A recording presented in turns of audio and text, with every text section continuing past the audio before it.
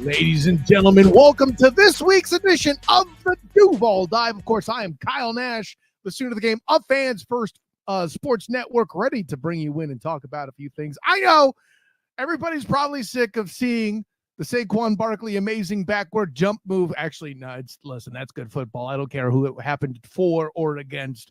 I get why they're talking about it, but there's plenty of interesting things here.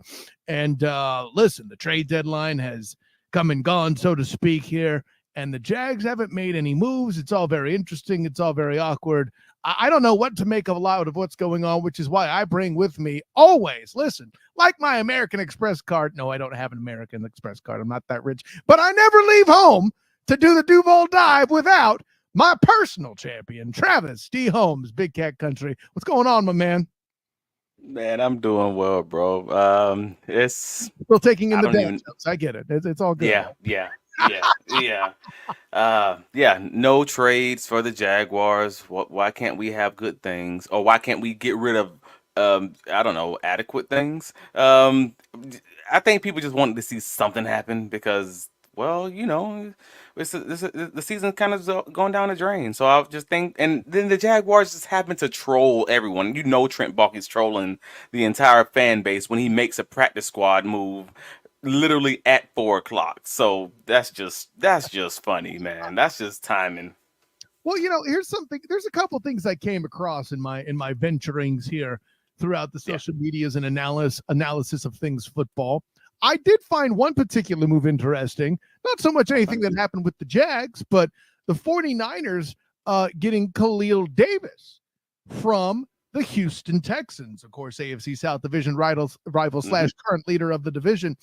So you're telling me, Travis T. Holmes, that they shipped a defensive tackle to a team that is the defending National Football Conference champions. Granted, their injury situation being what it is, how good they may end up being is another conversation. But why is any of that relevant to the Duval Devout? That is a great question, Travis D. Holmes. Let me answer that for you. What I find interesting is at the defensive tackle spot, one of their, let's say, previous offseason, you already see, I see the smirk, you know where I'm going, previous offseason acquisitions was one for Lorenzo Fatukasi at the defensive tackle spot, where, ironically, using this particular word adds insult to injury, but where the Jaguars are looking particularly thin, considering the desperation with which to rotate out primary defensive end rotator, Eric Armstead.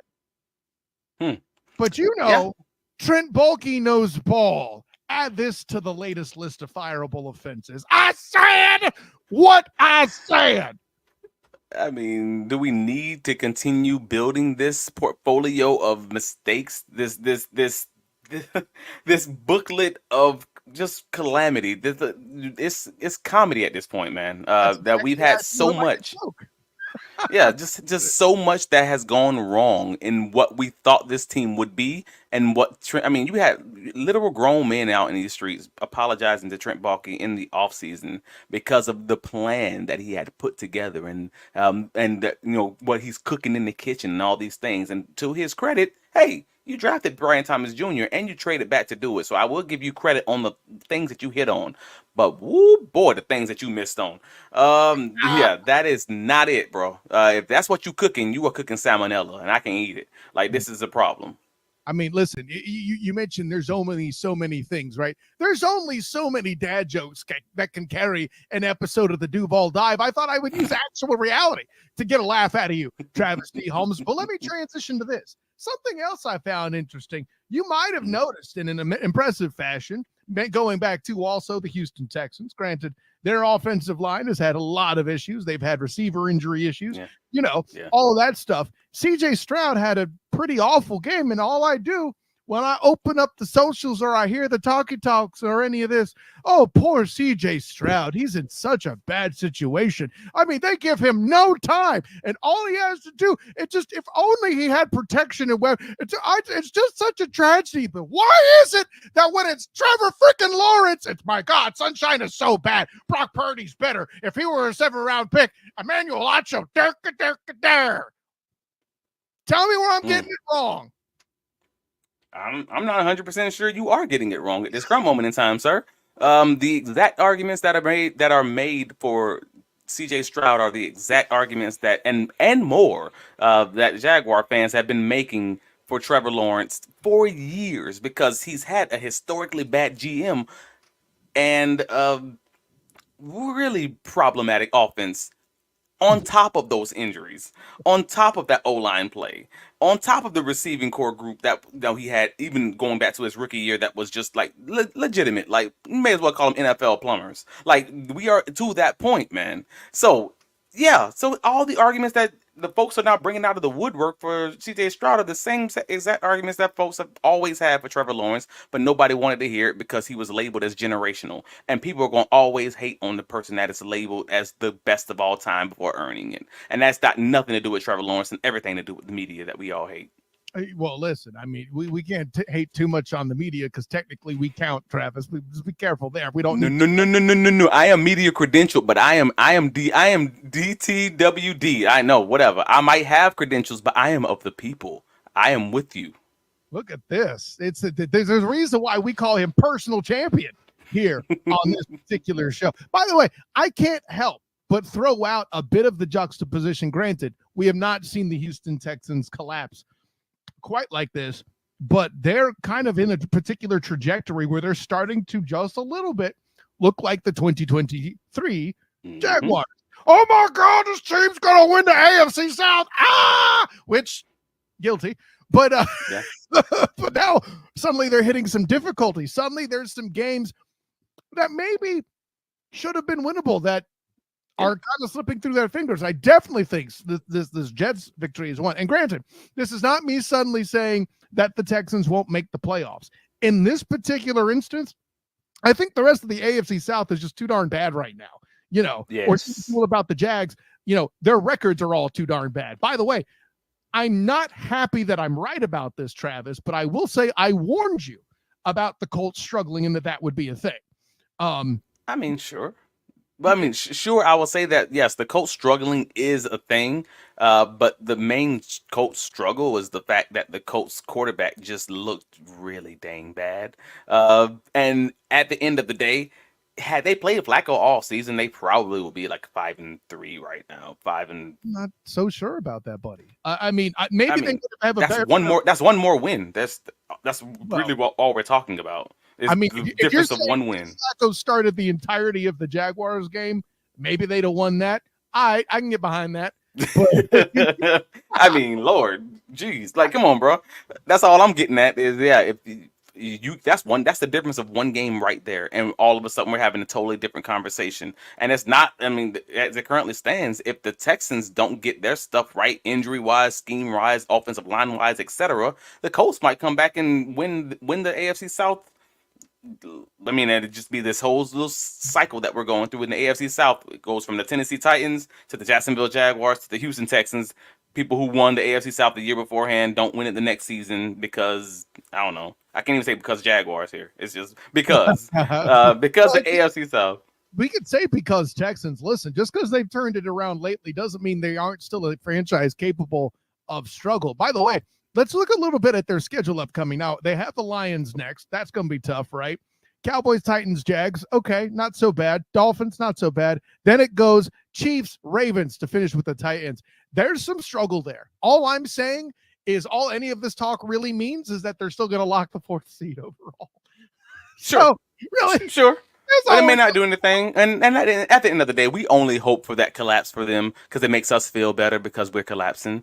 And we've been collapsing for a season and a half. Like, at this point, pretty much a whole season. Like, we just hit the middle of the season. So a whole season straight, essentially. Since the middle of last year and this half of this year, we've been collapsing. We have been falling down that get out hole.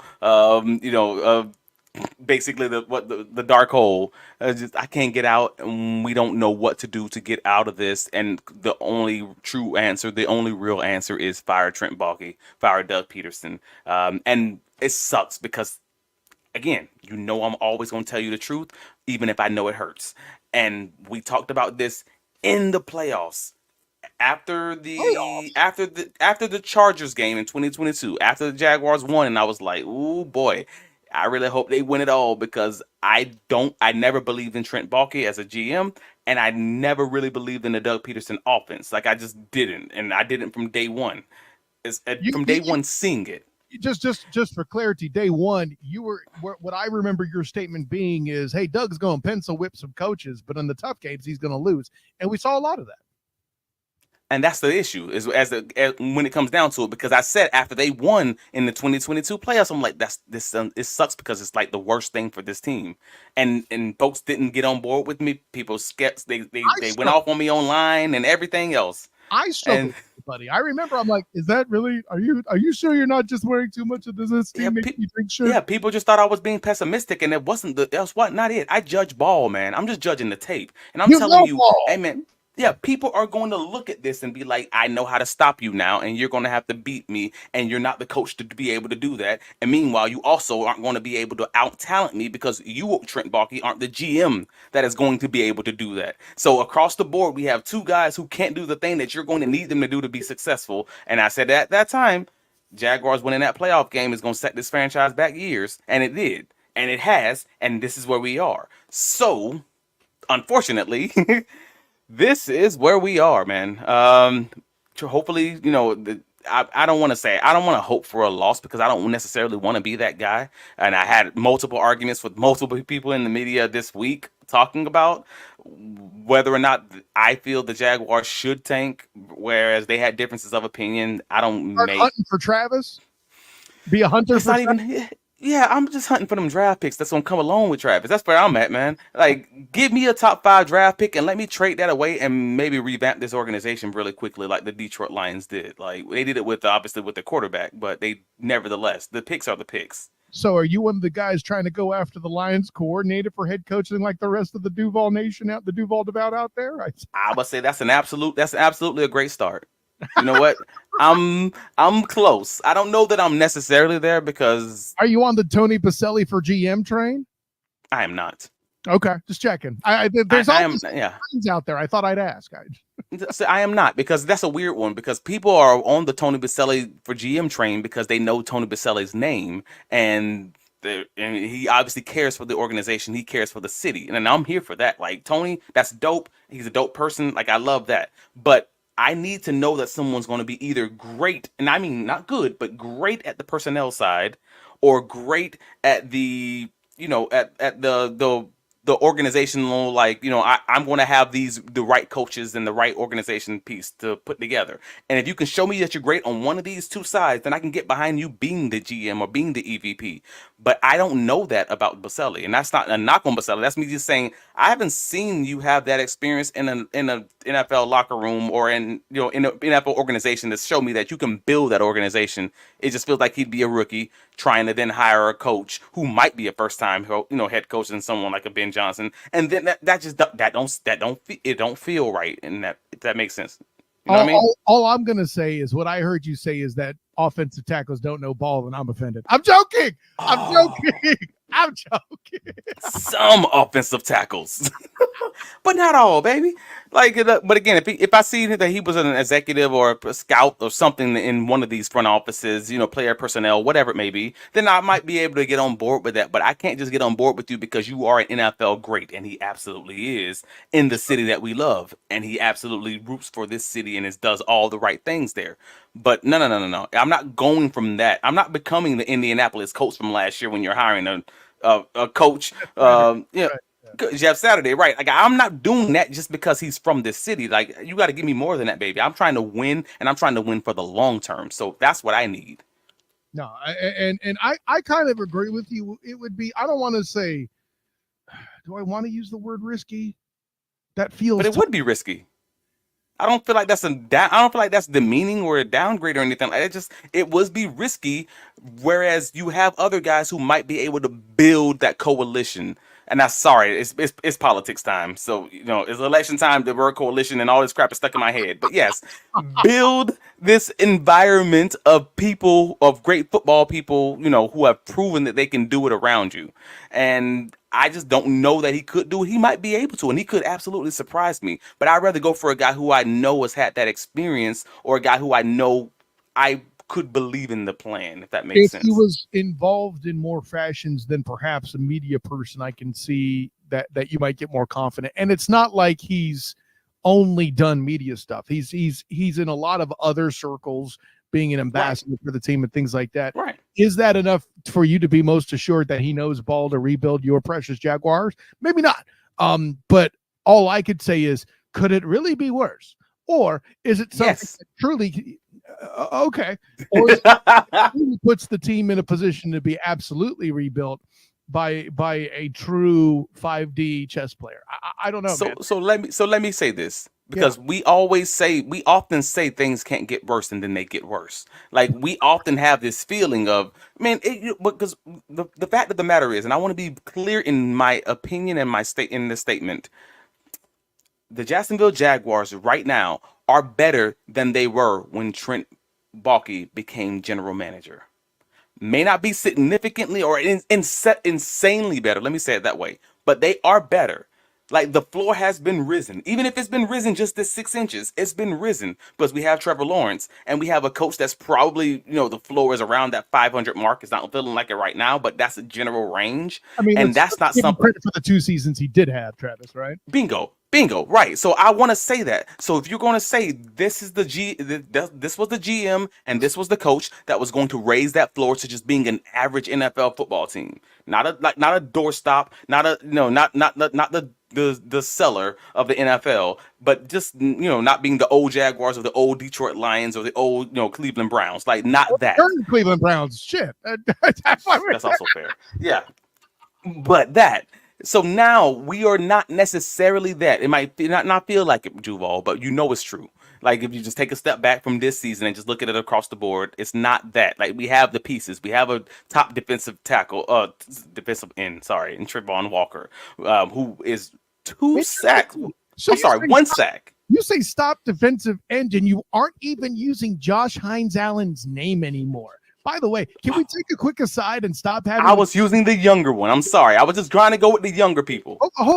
First of all, I know what you were doing, but I feel like it's important to remark that you credibly did that, and that all the people griping that you should have got Aiden Hutchinson needs to step back and realize what just happened here. But they're also not wrong. They're also not wrong. Correct. But that does not make Trayvon Walker a bust. That's the point I've been trying to make. That's the point our good friend at Locked On Jaguars, Anthony Wiggins, T. Wiggs, has been trying to make.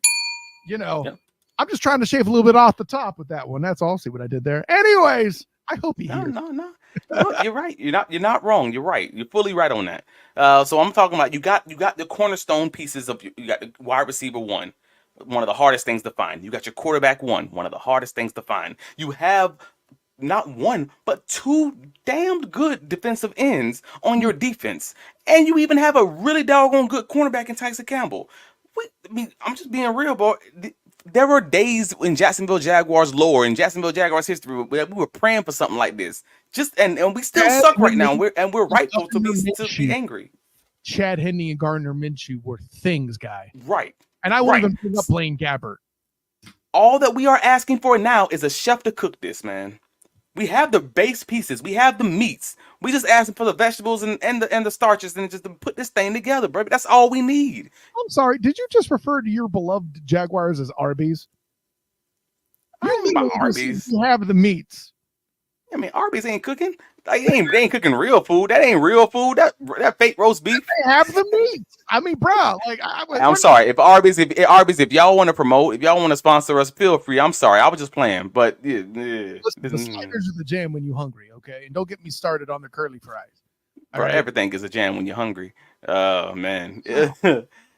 Anyways, though, so at the end of all of it, I'm just saying the Jaguars are in a reasonable spot to build on the build on the pluses from the Trent Baalke, Doug Peterson era. As much as we may not have believed in it, as much as it may have been just head scratching and frustrating. Let's take the good from the bad. I hear where you're take the good from the bad and build on top of it. And I don't think the Jaguars. Thomas Jr. Good from the bad. Booyah! There you go.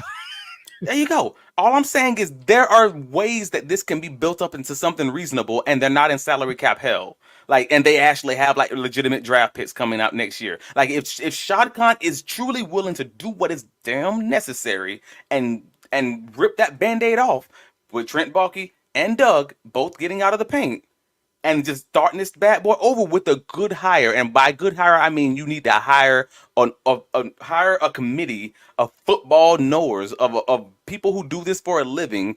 I don't know, bring in one of these guys as a consultant to help oversee it if you're not ready to hire an EVP. At least do that and get the right guys in here with the right plan to build on top of everything that Trent has done and everything that Doug has done, and let's move this thing along. I think that's a reasonable plan for Shad Khan. I know you're watching. I know you love local media. Come on. Please, Shad, do what is right. Do what is necessary. After that bye week, let them both go about their merry ways and getting that free paycheck for the holidays. And let's start that process a little bit early, interviewing anyone who is already not employed currently. Okay. We'll get ready for the Press Taylor regime if Travis D. Holmes of Big Cat Country has his way there. By the way, don't do that. I got to give you credit, my friend. There was a day where we would have gone into the show being like, what are we going to talk about, Cal? I don't know what we're going to do. There you go. 20 minutes flat. There it is. Anyway. And we ain't even touched on the Minnesota Vikings. That's crazy. By the way, see, that's called a segue, ladies and gentlemen. That's the professional that Travis is, setting me up in such a fashion to where even I could be Muggsy Bogues and still dunk the basketball with the alley-oop he just handed me. So let's go ahead and get in to the Minnesota Vikings. Listen, I get that this is a squad that has a lot of wins, but they are capable of being got.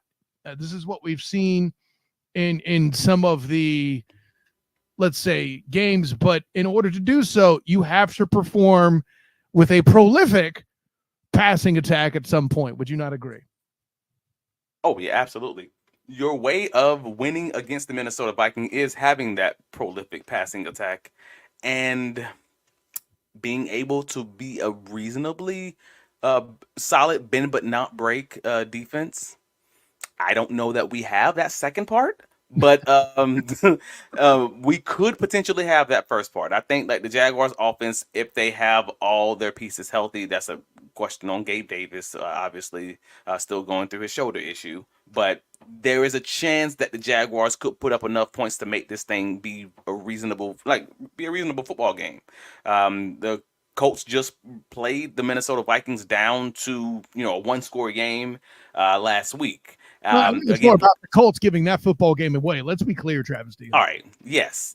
But they also have that bend but don't break defense. It's a lot like what you'd want against this team. Like, hey, they're going to drive down the field. They're going to drive up and down the field. But if you can just hold them in the red zone, get a few turnovers here and there, you'll be all right. Like, you'll be able to make this thing work. And overall, that's what Doug Peterson wants of Trevor Lawrence. He wants him to be that under center guy. He wants him to just be that game manager that's going to throw for around 200 yards. However, the teams that actually have success against this organization, against the Minnesota Vikings with that Brian Flores defense, are the ones who can truly sling it. So that's going to be a schematic stalemate that we're going to go through, that we've kind of gone through all season for the Jacksonville Jaguars. Is, are we going to do what Doug wants to do? Or are we going to do what Trevor wants to do? Or what Trevor seems to be better at doing? Shotgun, slaying this thing around the yard? Or are we going to be under center, trying to do play action off of that and manage the game and score, 10 points, 17 points? The 17-point option kind of goes towards the Minnesota Vikings winning the game. Playing the Doug way, basically, playing it tight to the chest. That leans towards the Minnesota Vikings winning because of the way that they play defense, and we can get into that in a bit. But yeah, I'll add this too. There's an element with the Vikings. And I alluded to it earlier with the Colts, and that the Colts handed them the game. And the Vikings in that instance took advantage. Okay. The Lions, I feel like, but Kyle, the Lions are great. Hear me out. The Lions if you look at their game versus the Vikings, Travis D. Holmes already nodding his head. He knows where I'm going. Did their best, I felt like, to give that contest away. And the Vikings were like, nah, fam, you keep that one. We'll see y'all later in the season, right? They were up huge against the Packers. We're pre-recording on election night, so I figured I'd say huge and just annoy people. Yeah. But but they were up really big on the Packers and nearly let them back in the game. I think it was like 22 fourth quarter points or something silly. Yeah. Okay. By the way, it's not like we haven't seen this Jaguar team come back big late at all. I don't know, past 2 weeks of football, but so that's one way the Jaguars could win. That is, yeah. I'm but not. The biggest issue I have with that philosophy or with that thought process is the fact that this team, the Minnesota Vikings, leads the league in interceptions with 13. They're top, they're top, 6 in the league in sacks. Like, in very many ways, they are the if Mike Caldwell played man defense, Jaguars former defensive coordinator, if Mike Caldwell played man defense, this is what that team would be. Like, they are a team that is going to be, if the Jaguars are nothing cheap, nothing deep, then the Minnesota Vikings is all or nothing. It's going to be what they say, it's nerf or nothing. It is all or nothing. It's going to be a touchdown. Let's go. Yeah. Like, it's going to be a touchdown or it's going to be a turnover, and there is no in between. And that is what this defense is, because they are really dang good at giving you phantom pressure looks. They're really good at blitzing and off of those looks. So it's like they'll religiously bring just 4 to 5 guys. But religiously, you will have a guy who's coming free just simply because they always line up with 5, 6, 7 guys at the line of scrimmage. And your offensive line needs to have their protections right, and your quarterback needs to be on the same page with these receivers to get this right, to know who's your hot and all of these things. And that is very difficult. That is something that Trevor Lawrence has struggled with because of the communication between his receivers. And now we're going to have even more of that with these other receivers like Parker Washington, like Tim Jones, like maybe even Austin Trammell getting these snaps. And those things can lead to interceptions against this Brian Flores defense that is often just confuses quarterbacks and offensive lines. And that is already making me be a little worried. Moreover, you're not mentioning Ezra Cleveland's status here as a factor, I think, is something that needs to be fair too, right? So we're talking about picking up blitzes and stuff. The guard is important there. Okay. Also fair. So I definitely got to give that its due, not to mention at one point in the game, I think he returned, but at one point in the game last week after some iffy snaps, Walker also got a little banged up. So I think there's elements. And Anton Harrison got banged up and then came back. There you go. Absolutely right. So, I mean, those are all factors here. I hear what you're saying about Parker Washington, Tim Jones, Austin Trammell, those guys, getting involved and that maybe being too much. But I think that we also have to account for the fact that Brenton Strange and, of course, Evan Ingram are things. It'd be interesting to see what the Vikings do to kind of take them out of the game. And maybe, I don't know, actually have Dearness Johnson protect instead of try to do a route down the field. So I think while your concerns are legitimate, here's where I'm at. If you send a phantom look and I have Tank Bigsby in here and you don't go and Tank Bigsby releases, maybe he's not the best pass catching back there, Travis, but he is a guy then that at that moment has an opportunity to get in space. And there's a pencil whipping opportunity, I think, where Doug Peterson may be able to win a few reps if he gets the play calling right.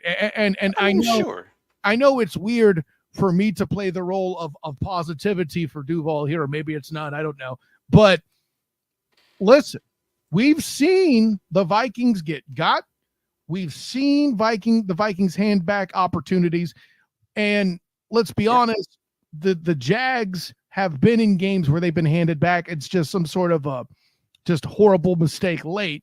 The past 2 weeks killed them.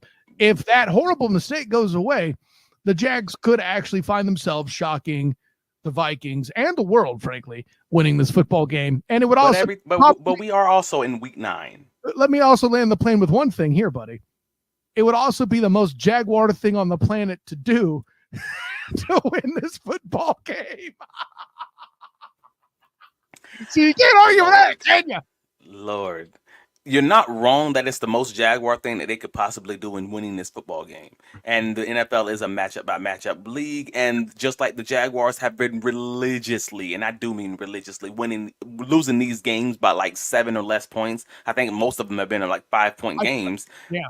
Yeah, the Vikings have also been winning and losing on the margins on a lot of these games. Like we're looking at 1, 2, 3, 4, 5 one possession games.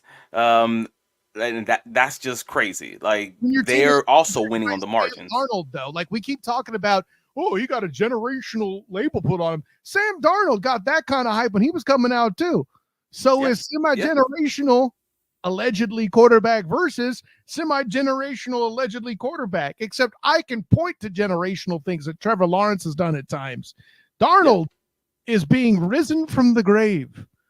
So I could agree with that. But at the end of the day, I mean, we are still talking about an offense in the Minnesota Vikings who will use their Brian Thomas Jr. Who will use their their Justin Jefferson, and actually give him targets throughout the game and make the defense pay, right? We have the Jacksonville Jaguars who we have to beg the head coach and beg the OC to try to throw this dude the ball 8 times a game, 10 times a game, because he obviously is worth it and obviously deserves it. I basically am saying that I have one head coach who I actually believe is going to do the right things, just to make the right decisions. And O'Connell, and just getting their key players involved, getting their key players the ball.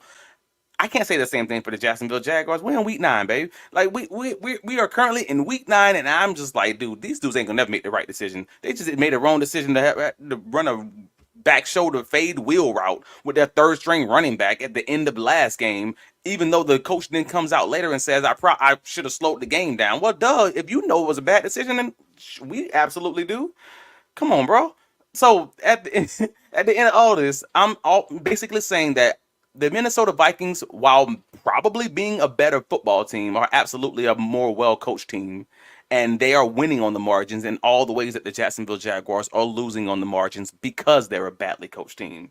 So I'm going to believe that well-coached team is going to be well-coached. And I'm going to believe that the badly coached team is going to be badly coached.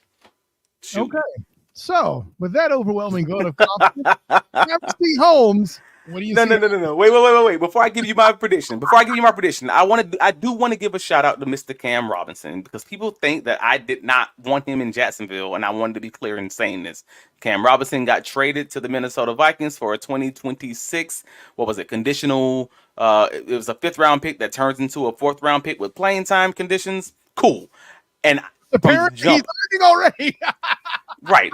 The man gets to Minnesota on Wednesday and plays the game on Sunday and get 34 pass blocking snaps. He ends up giving up no sacks and 2 pressures allowed. He ends up getting a doggone game ball from Kevin O'Connell, just because of how he performed and his attitude and everything else. And now he's on the same team that we're just happened to be facing this week. So if Brian Flores didn't have the book on the Jacksonville Jaguars, he sure as hell gonna have it this week, because Cam ain't happy about this either. So I'm just like, hey, shout out Cam, good job. Based on how they did the contract, based on the fact that you had Walker Little behind him, it was a known at the start of the season. If this thing even remotely went bad, Cam was going to have to be out the paint. We all knew that's what was going to happen. I'm happy for him that he landed on his feet. I'm happy he had a good game. I hope he don't have a good game this week, because it's my team. I'm just going to keep it 100. But I am happy for him that he landed on his feet with a good organization, because obviously if you can go from a team that has 2 wins and then go to a team that has 2 losses, you probably did something well. So, yeah. Man. No, strong take too. And listen, I know I've been critical of his contract extension, but that's never been about his play or his ability. It's been about his ability to stay on the field. But when you're in a reduced season and you have less time that you have to stay on the field, cool, man. Absolutely.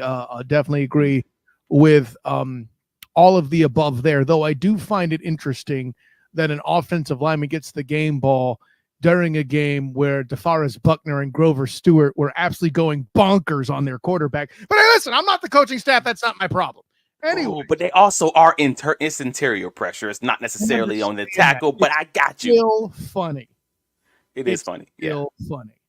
I don't know. It's that, and I almost considered making that point as I was about to say it, but it was a better bit that you said it. Speaking of better bits, what's your prediction, Travis?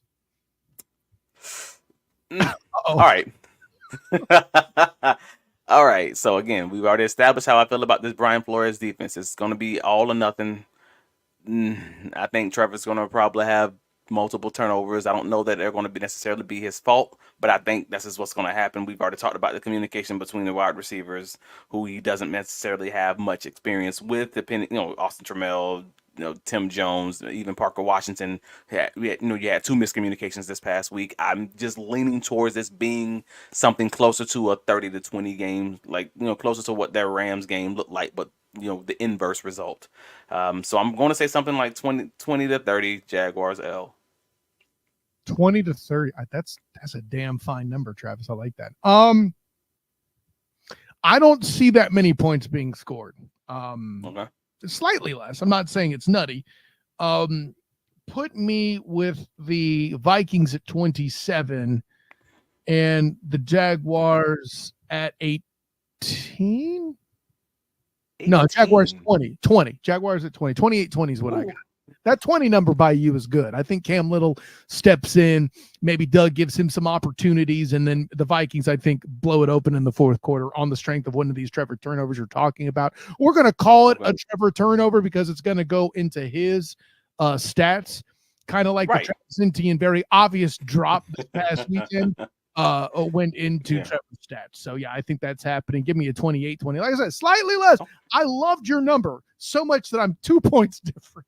So, I mean, I'm not going you a bit, but, listen, if 30-20 happens, I don't see it being a Jaguar victory. I could see the Jags winning 28-20 on the strength of, Trayvon Walker doing something else. Or maybe these DNs playing a little bit more inspired against one former teammate. God, that's so nutty. I know we pointed it out last week in the emergency pod that you can find on the Duval Dive YouTube channel. But, buddy, that's a great point by you, Travis. Man. With that in mind, tell the world, my friend. You can find all of my writings covering the Jacksonville Jaguars. BigCatCountry.com. Here. There we go. BigCatCountry.com. We'll have the post-game recap after the Vikings victory. And we will also have our all 22. Basically, we rewatch the game, give you all the takeaways from it, all the advanced data, advanced stats, things that we may have missed live, or things that maybe you have missed live, or maybe you saw it. Talk to us in the comments. We actually absolutely interact. If you are watching us also, I'm going to take this time to just say, please like and subscribe us on the YouTube channel. If you are listening to us on the podcast, we appreciate you. That helps us get paid, and we definitely appreciate you there. Also, we are always looking for additional sponsors. So if you would like to be a sponsor on the Duval Dive, hit either of us up on the socials. We're always willing to be negotiable and help out anyone who is truly DTWD. So if you're Duval till we die, we are here for you, baby. Where can you be found, sir? How the hell do I follow up DTWD? That was awesome. Listen, I am Kyle Nash, the student of the game. You can find my work on Fans First Sports Network, not only writing for your Jacksonville Jaguars, but also the Orlando Magic. Talk about more tragedy. By the way, speaking of more tragedy, I also write for the Black and Gold Banneret covering UCF football. There's a transition for you. Make sure you check out the Night Shift Live after their game against Arizona State, where I will be also writing Night Class, where I grade the action there too. Check all that out on both the blackandgoldbanneret.com and the Black and Gold Banneret YouTube channel. Also, my work as well covering UCF basketball on Thursday. I will be covering the women's second game against Marquette. And then, of course, men's basketball continues throughout. Mention the Magic. I'll be there in person for both for the Pelicans game. So that'll be Friday, too. And maybe they can bounce back from losing Paolo. Crazy stuff there. I will be writing more about that very shortly on Fans First Sports Network.com.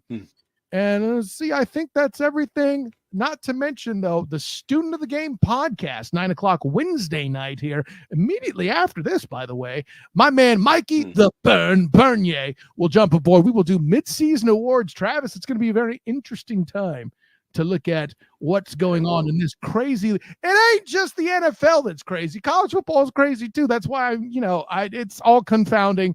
And listen, the sooner that Indiana's exposed for the fraudulent team they are in the Big Ten, the better it is for everybody. I said what I said, Travis Holmes. So, for my good friend, Travis D. Holmes of Big Cat Country, this is Kyle Nash, the student of the game of fans, First Sports Network of the Black and Gold Banneret, to say until next time, everyone, class dismissed.